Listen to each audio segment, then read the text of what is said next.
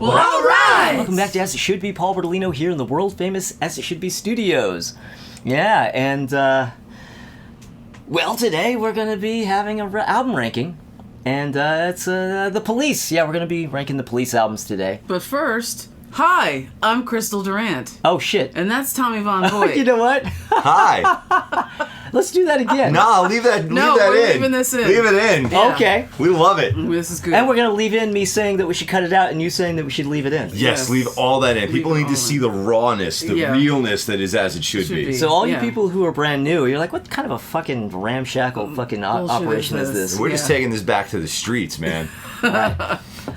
With Michael McDonald. Okay. With, Paul Bertolino here in the world-famous As It Should Be studios, and this is Crystal Durant. Hello. This is Tommy Von Voigt.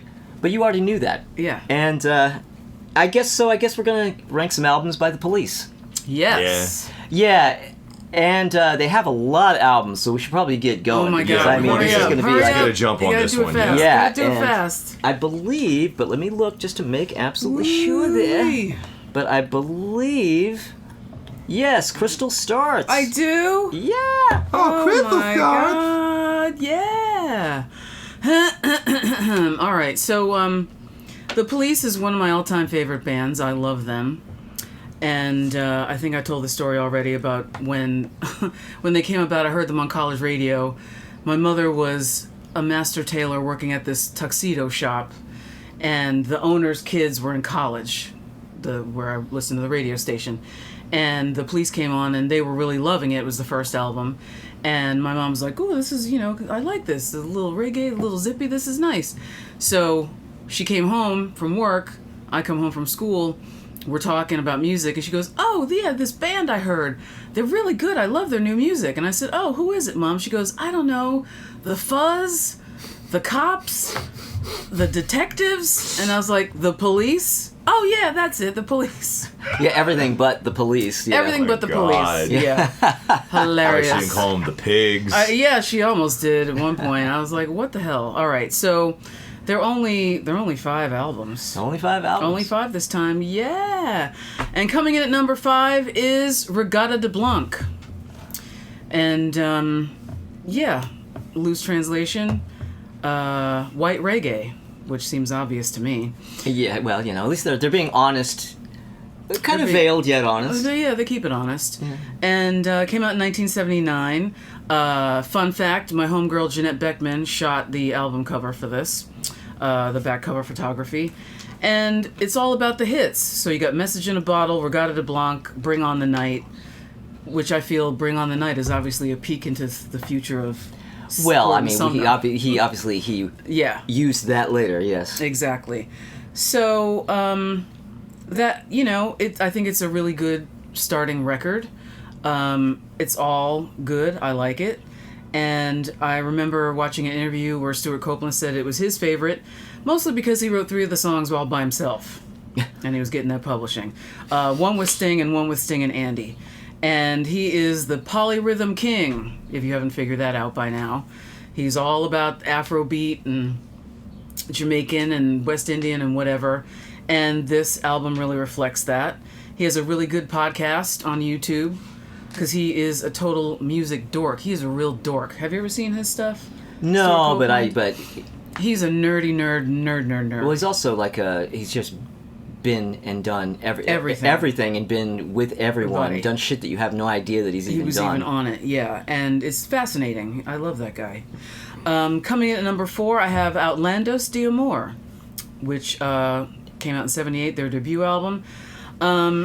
There's Roxanne, Can't Stand Losing You, So Lonely. I also like A Hole in My Life. I like The Truth Hits Everybody. I like Born in the 50s, which sounds like it's from the 50s. Born in the 50s. Yeah, that's a good song. I like that song. And for me, Peanuts is the clunker. Really? In that record. Yeah, I don't like it. There's some clunkers on me for that one, but that's not it. That's the one. That's the one for me. Then I have, coming at number 3, Zenyatta Mondatta. Once again, Jeanette Beckman. She shot the front cover and inner sleeve photography. And this was, I feel, the last of early era Police because you got... the stuff that was influenced by reggae and punk, because now you got new instruments coming in. There's, it's not just bass and drums. There's some keys. There's some this and that, different elements, and I even like da do do do da da da. Even though it's stupid. More power to you. I know a lot of people hate that song. It's dumb. The lyrics are terrible. I wish it had better lyrics because the rhythm, the melody is really good. It's done really well too. But yeah, the lyrics are, the definition of throwaway. Coming at number 2, I have Ghost in the Machine that came out in 1981. So I love Spirits in the Material World, Every Little Thing She Does Is Magic, Invisible Sun, Demolition Man, great Grace Jones cover of that song. And so this is when they changed engineer-producer. They had Nigel Gray previously, and now they got Hugh Padgham coming in. Pablum coming in. Yeah. And so, he was best known for the drum sounds that he got on Peter Gabriel albums and Phil Collins. And so that gets expanded here, which again, Stuart Copeland loves this. And Andy Summers, I feel as though, is more prevalent here. And, Stuart Copeland loves it. It had more of a live feel, this record, I think. More so than the first album? Well, not more so, but compared to the second one, I feel, though. Mm. And then this has saxophones, and it's got keys, and a Roland GR 300. 3000? It's an Andre 3000. Yeah. 300. Yeah. The guitar, Gazooby Dooby synth, right? Mm. Guitar synth? Yeah.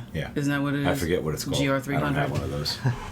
You don't have one of those? I don't have an 80s guitar synth, I know. Yet. What? Yet. I am a failure. But yeah, that's probably the operative That's the word key. right That's there. the key. Who are you, and where is Tommy Von Voigt? I'm shocked. He's over there. He's you have to have parking things the car. to. You still have to have things to reach for and to be working towards. Wow, that's or you die. Space is an issue currently. Oh yeah, that's right. I forgot. But I thought that would be something that you've always had. Okay. No. And the least liked song is "One World Is Enough for All of Us," because it's just one thing repeated 8,000 times. One thing for all of us. And the Omega Man. I don't like that either. Mm. But I also feel is a precursor to my number 1 album, which is Synchronicity. Wow. And you can feel that. Is that interesting? Yeah. Really? What's that? You think it's interesting that that's my number 1, Synchronicity? Yeah. Really? Yeah. Oh. And you will find out why. Oh, I thought I was pretty transparent. And the reason why that it is mainly number 1 for me is because the year that it came out, I started college in the fall of 1983. And my best friend, Diane, who was my college roommate at the time, you talk on the phone, what are you bringing? What records? You got a stereo? Blah, blah, blah, because you're going to be living together. You're roommates. And she goes, oh, man, I just got the Police album. It's so fucking good. It's so great. It's so great. And she had the cassette. Ooh, which means you had the extra track. The Secret Squirrel song, and I had the vinyl. So the school that we went to, the Art Institute of Philadelphia, we only had class in the afternoon from like 1 until 4, so we could sleep late every day, which was fucking awesome to go out and get drunk on the weeknights. So we would listen to this record every morning from September to December for 3 months. That's the first thing we'd put on as soon as we get up in the morning, like around 10 o'clock. So while you're brushing our teeth, eating breakfast, whatever, that's what we listened to. And fell in love with it. But the first time the Secret Squirrel song came on, like we had it turned up really loud. So it's like the song ends and then it's silence and then it's like, bah, numbers. Like, what? Oh my God. So we thought we'd discovered something, but it turned out that we didn't because a lot of people had the cassette. But yeah, that's my number 1. And I love the graphics. The red, yellow, and blue. I'm a sucker for primary colors and black and white. And even though it turned into a monster in not the right way, I still love it. I saw a couple of shows on that tour. I still have my tour t-shirt. As I say, you have that shirt. I do have that shirt. Oh, I'll send you a picture that you can post right here and you can see me in it. It's so thin now you could read a newspaper through it. It's like all holes and everything, but it still works. So Yeah, I love it. That's my number one. Synchronicity. Fuck yeah, dude! All right! And whatever Paul says later, he's wrong. What about me? And Tommy too. Well, no, you're not wrong. See, she's not telling you you're wrong. So. Yeah. So you don't like it either? Whatever Tommy says later, he's right. I feel All like right. I'm in the Well, let's take a little break here. That was a long stretch there. We need we need a break. How long did that take? Like 3 minutes or something. I don't know. Try and pass the bar for the way you are, whether you try and pass the bar for the way you are. You feel it, oh you feel it. Try and pass the bar for the way you are. Yes, try and pass the bar for the way you are.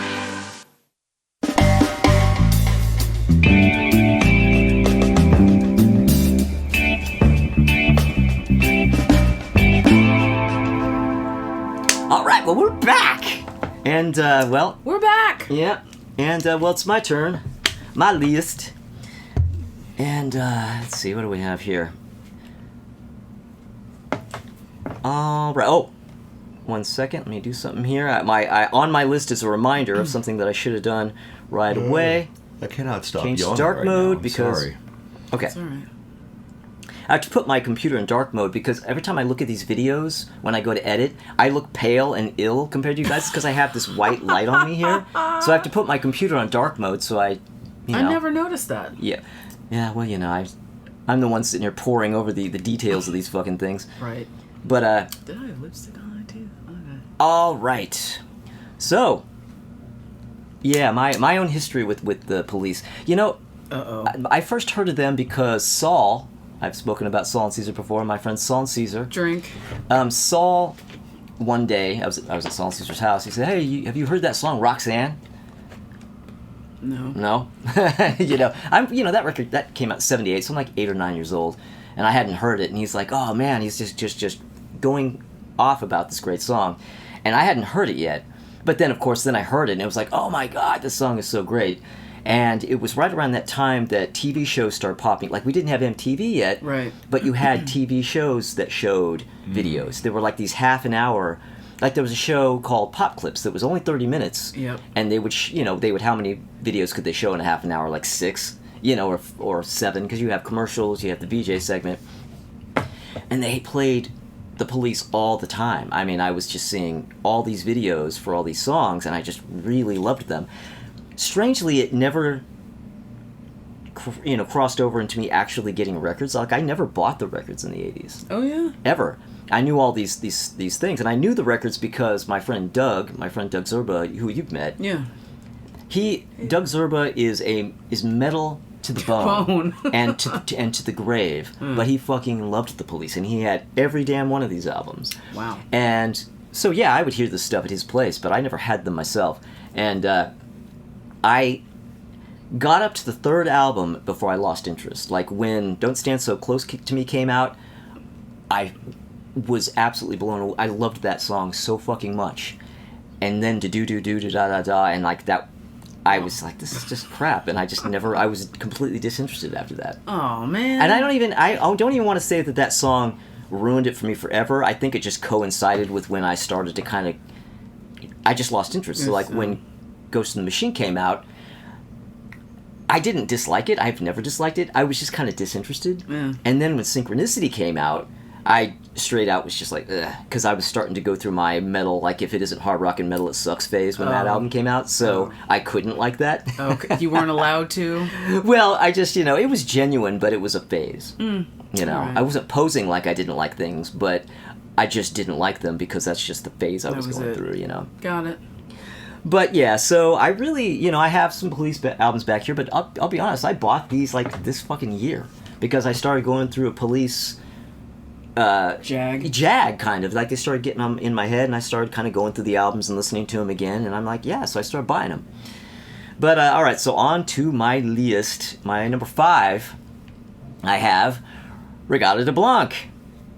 And that's how Tommy feels about that album. I'm so sorry. I can't stop yawning right now. I'm well, so sorry. We started earlier today than we normally do. Yeah. And I got up early. I didn't get a good night's sleep. But yeah, their second album. And now, what's funny is wouldn't have expected to put this album at the bottom of the list because my expectation would be that it would just be all about the early stuff. Yeah, I would think that this one would have, as much juice in it for me as like the first album. Right. But I'm going back to it, I'm like, God, the only standout tracks on this are the singles. Everything else is weak, but it stands to reason because I was reading up on it, and apparently, it's riddled with filler because apparently they were really short on songs when they recorded it, and they were like literally going back to songs that they'd written before they were even a band and trying to rework those. Yeah. And there's like way more Stewart songs on this one than on any other album, and so they kind of really barely cobbled this one together. And I never knew that. Oh. And it's like, okay, well, reading the way they made this record, that's why it's so weak. It isn't really because they couldn't have made a good album. They probably had no time. They probably had just gotten off the road. Yeah, because one of these, I can't remember which one, they literally finished it at 4 o'clock in the morning, and then they had to leave and go on tour. On tour, yeah. Yeah. That's just the way shit is, man. But it does have one of my very favorite Police songs on it, though, Walking on the Moon. Possibly my very favorite. Now, that's interesting. Well, because that's the first... I really liked Roxanne a lot, but Walking on the Moon was the one that really kind of hit me when that video first hit. I was like, oh, wow. I just thought, oh, man, this is so awesome. They're doing reggae, and I love reggae, and... I'm kidding. Get the fuck out of here. I'm kidding. But I really liked that song, and I still do. But anyway, all right, so my number four, Synchronicity. You're wrong. Now, Synchronicity is not a bad record, and it's a way the fuck better record than Regatta de Blanc, but the reason why I put it this low is because it has a lot. Over half that album, or about half that album, is, are singles. Yeah. And strong singles. Jesus, Synchronicity 2, where am I? Where's my list? Yeah, just, come on, King of Pain, Every Breath You Take. Side 2 is almost entirely a greatest hits side. Yep. But almost every song on this album that's not a single, I think, is really weak. Come on, man. Mother, are you fucking with me? Oh my God. Miss Gordenko. Miss Gordenko is terrible. Side 1 is almost a wash. Synchronicity 1 and 2 are the only really great songs on side 1. Yeah. I like Walking in Your Footsteps, but it's just okay. And the other 3 songs, I don't like at all. I like Mother, because it's just so... Mother, goofy. Andy needed to go off and do a solo album and do that shit. I'm just really shocked that this is the total MTV slick MTV Kid album, and they put Mother on that shit? Well... What the fuck are they thinking? I don't know. It's probably one of those things where it was probably a fight, and Sting probably hated it, and, and they probably, he probably had to do it to make Andy happy. Yep. Yeah. So, but okay, then why did you put it on side 1? Put it as the penultimate track or something. Or better yet, don't put it on the record. They probably got into it. Anyway. So, my number 3, Zenyatta Mandata from 1980. Yeah, now, this one... these top 3, I had some trouble, within my next 2, but this one and my next one, I had a lot of trouble deciding which, because I really like most of these songs. A lot of singles, but also a lot of songs that aren't necessarily singles that you heard on the radio a lot. Yeah. And songs that, when you go back to the albums and you don't really know them, yeah, you're going to hear stuff like, oh, shit. I remember this song. I didn't know about it. Right. But there's so many great songs. Canary in a Coal Mine, Driven to Tears. When the world is all running down, you'll make the best of what's still around. Longest title in the history of the fucking planet. It has some weak stuff. Behind My Camel is kind of weak, and yeah. Bombs Away isn't all that great. But, there's a lot of great stuff on this record. I really wanted to put this higher, but I could not, because even better than that is my number 2, Ghost in the Machine. And the reason... Now, I will say that the highs on Zenyatta are higher for me, but I like more songs on Ghost in the Machine. Okay. Yeah. So, yeah, Ghost in the Machine, you get halfway through side 2 before there's a song I don't like. You know what I mean? And, I think up to maybe Rehumanize Yourself. And then the weak stuff is at the end of this album. They did the opposite of Synchronicity. And Demolition Man, the very first version that I heard of that was the Grace Jones version. Strangely. Yeah. So good. And Yeah, but I remember when these singles were popping up, Spirits in the Material World and Invisible Sun, and for some reason they just left me cold at the time. And my God, I just think I just absolutely love these songs now. They're so great. They're incredible. A lot of people thought they were boring. I just remember people saying that. When they were definitely moving in a particular direction. This you're right. This is the first album where they're not the old Police anymore. Yeah, they changed. But damn, the songs are good though. Yeah. And so, yeah, of course, my number one, yeah, and I say of course because you could see it coming, because you know which album I haven't talked about yet. Outlandos de Amor from 1978. And again, I mean, I like everything about it. I mean, I do like the fact that it's like the good, raw, early Police, kind of like that Ramones album, like you can feel the sweat of them on stage with this album. Yep. But the songs, like this one, you have to get to Be My Girl / Sally before you go to a song I don't think is absolutely great. I love Peanuts too. I love every song up to Born in the 50s. Only the last two songs are weak to me. Yeah. And I mean, fuck, man, Next to You, So Lonely, Roxanne, yeah. That's the first three songs. Yep. Boom, boom, boom. Right in the face. Yeah. And yeah. Good stuff. So I always was a casual Police fan, but I'm more of like a fan now after having gone through these albums a little bit more and not just casually hearing them in Doug Zerber's bedroom as a teenager. But so I guess this means that you'd be open to listening to more reggae? No, not really, no. And you know how I know that? Because I recently gave London Calling a chance, and I was like, oh, fuck this shit. Oh, man. Anyway, all right, so commercial. Stuart Copeland. His band, The Police, sold over 40 million records. Composer for television and the movies. Now Cleveland Opera premieres Stuart Copeland's masterpiece, Holy Blood and Crescent Moon. A swashbuckling musical tale of adventure and romance set in the Holy Land of the Crusades. Charge your tickets for Holy Blood and Crescent Moon by calling 241-6000 now. October 10th through the 15th, Stuart Copeland's Holy Blood and Crescent Moon, live at the State Theater.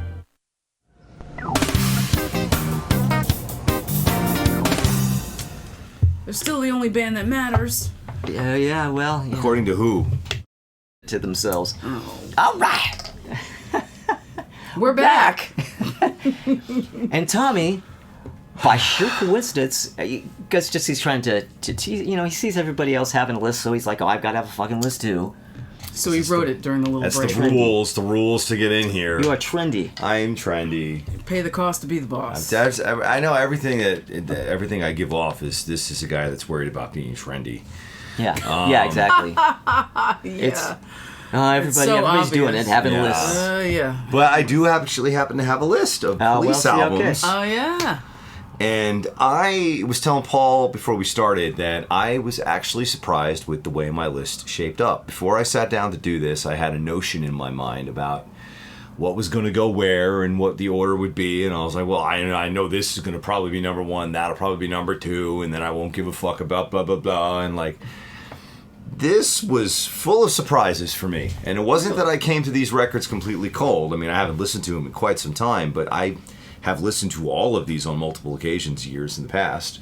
I had a roommate years ago that had all these and listened to them all the time, so I was exposed to them.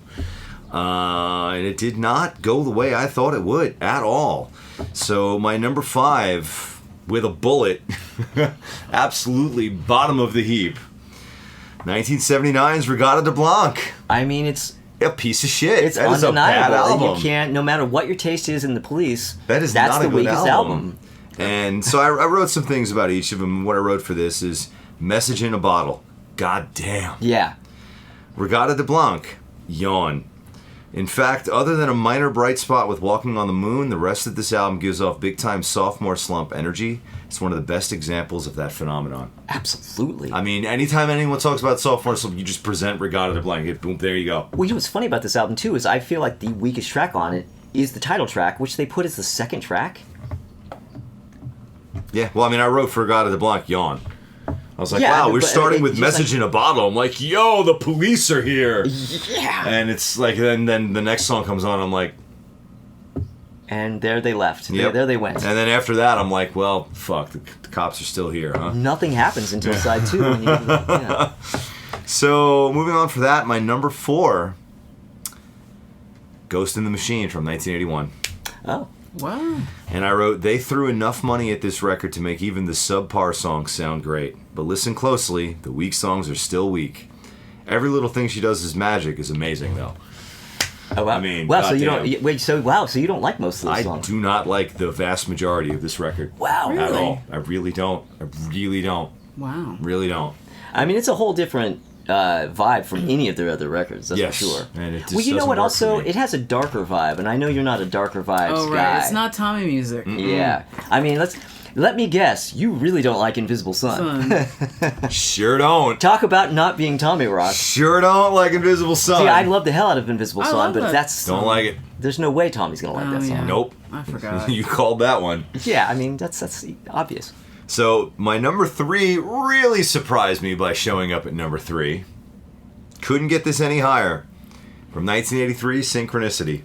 What? Was convinced this was going to be my top. Convinced. Went into this assuming this was number 1 and don't even bother. And what happened? For some reason, I always seem to remember this album as being better than it actually is. Synchronicity 1 is kind of fun, but not really what I'd consider a proper song. Walking in Your Footsteps is alright, I guess. Oh My God is okay. Mother is complete trash. Miss Gradenko sounds like it could have been an outtake from an earlier album. Synchronicity 2 is worth the entire cost of entry alone.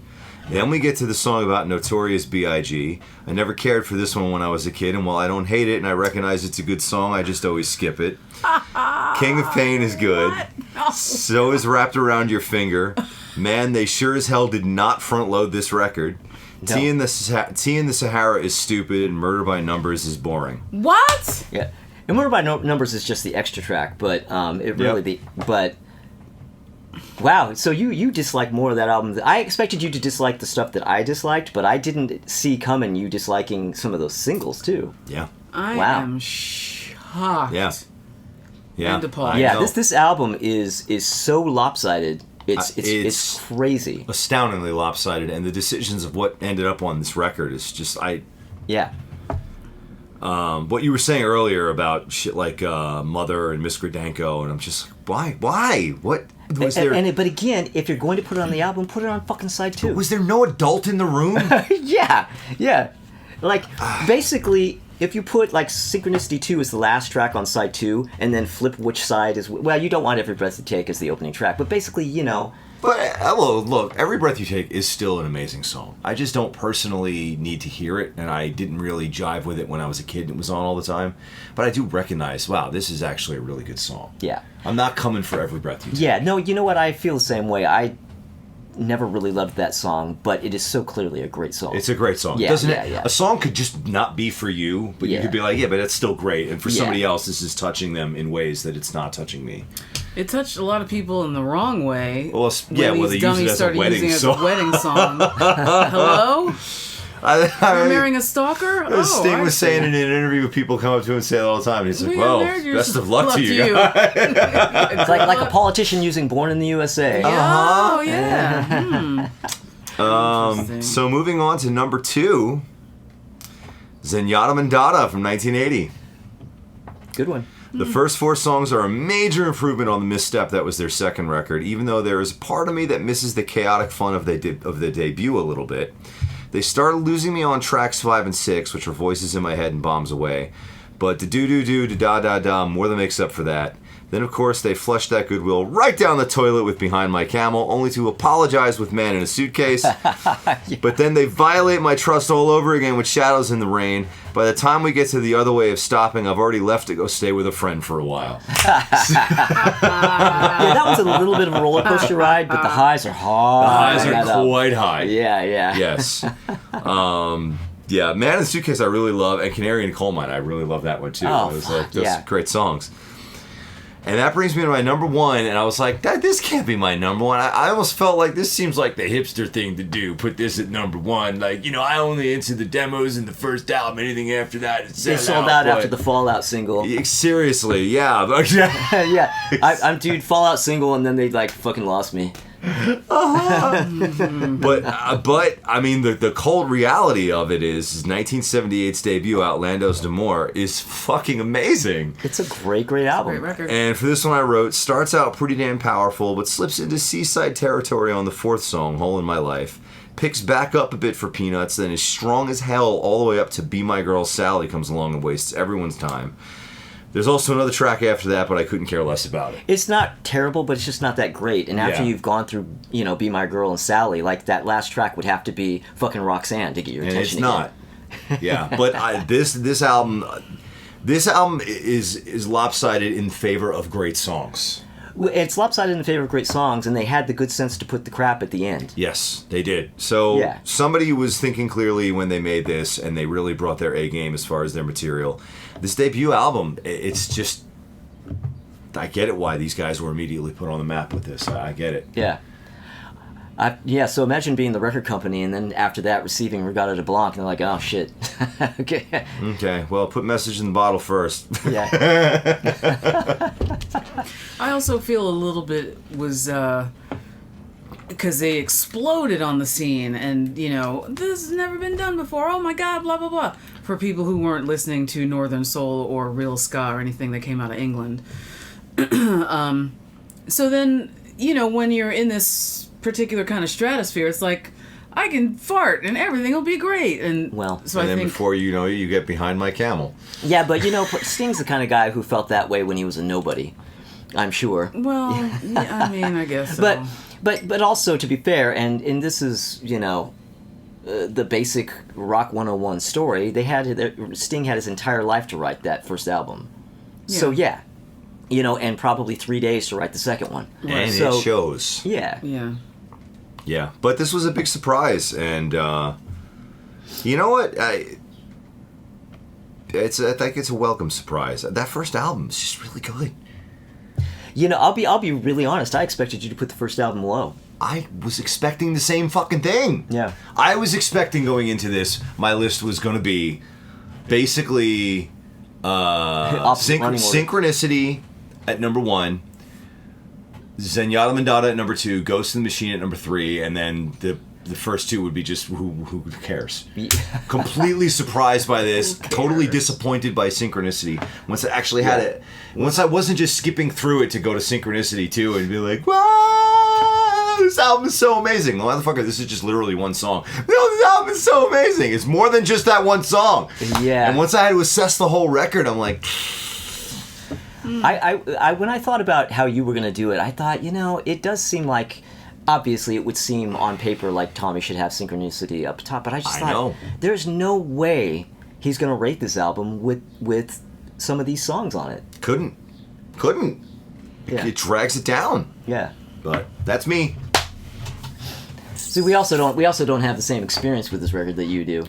Yeah, that is true. Remember, I'm 14 years older than him and 4 years older than him. Well, I was around for that stuff and hearing it when it came out, but I still didn't have the same experience that you did with it. It wasn't. Yeah. I heard it and it was there, but it wasn't like a part of my life, and I don't have it now as connected to like this part of my life that I now have like this, sort of warm bath feeling about. Exactly. I don't associate it with that kind of stuff. So. Right.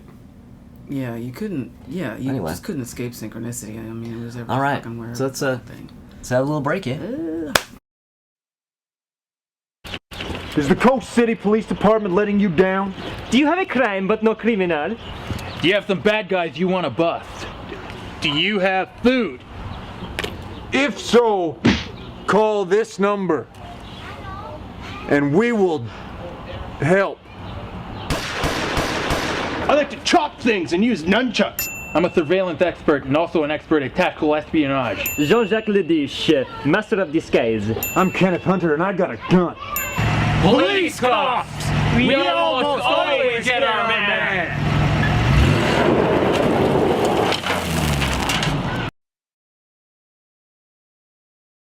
All right. We're back. Yeah.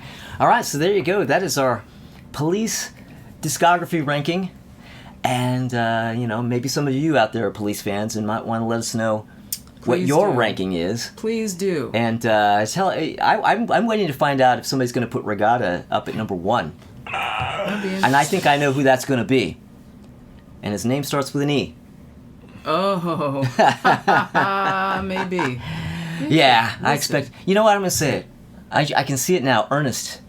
3,000 or whatever the fuck. He's gonna come and be like, I think Lozada's the best one. You're gonna be the guy. You're gonna be that guy. I can see it now. You're typing as we speak. I don't know. We'll find out. We'll Nah, find he's out. gonna come back and say, no, it's the tracks off the box set that have Henry Padovano on guitar. Well, no, we didn't talk shit about those, so we can't put them high. That's true. That's Yeah. true. Can't do that. All right. Anyway, so yeah, thank you for watching, and thank you for subscribing if you haven't. If you haven't, maybe consider subscribing. If you do, click the little bell for notifications. And maybe come back next week when we're going to be doing something that I'm going to have to look up right now because What I we don't gonna have the do? program memorized. What we gonna do? We're going to get down. Oh, next week we have...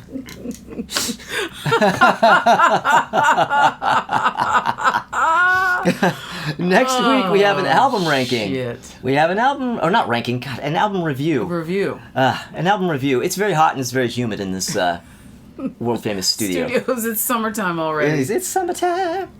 We're going to be reviewing an album, and it's going to be Crystal's choice. Yeah. And we're going to be remaining in the 80s because we're going to be reviewing the self-titled debut of Crowded House. Yes. From 1986. Yes. So come back for that. All right. See you then. Bye. My fucking eyebrows smudge the upper corners. My greasy ass eyebrows always smudge the upper corners of my glasses. Your greasy ass eyebrows. Evidently, I mean, I didn't know I had greasy eyebrows. Old with my greasy sunglasses. brows Bertolino over here. Yeah, exactly. Yeah, As he's known. greasy brows. Greasy brows Bertolino, yeah. I mean, I didn't know I had greasy brows, but my glasses have just been screaming it in my face for years now. That's racist. Because, you know, Italians are greasy. They're oily. You know? You never heard that? We are? Yeah. Oh. Well, I sure as fuck. Well, I am not as much as I used to be, but I still am. Yeah. I'm only half Italian. Oh, well, You know, you get older and you dry out. yeah, I'm you half German, you too. lucked out. Yeah. Oh. Well, I'm partially. I also have like Mexican in my family and all. So I have shit coming in all directions. Nice. So I'm just like, Swarthy. yeah. Yeah. Anyway, all right. So there for a little bit of family history, a little bit of genetics. That's good With as it B-roll. should be, and 3, 2, 1. Well, all right!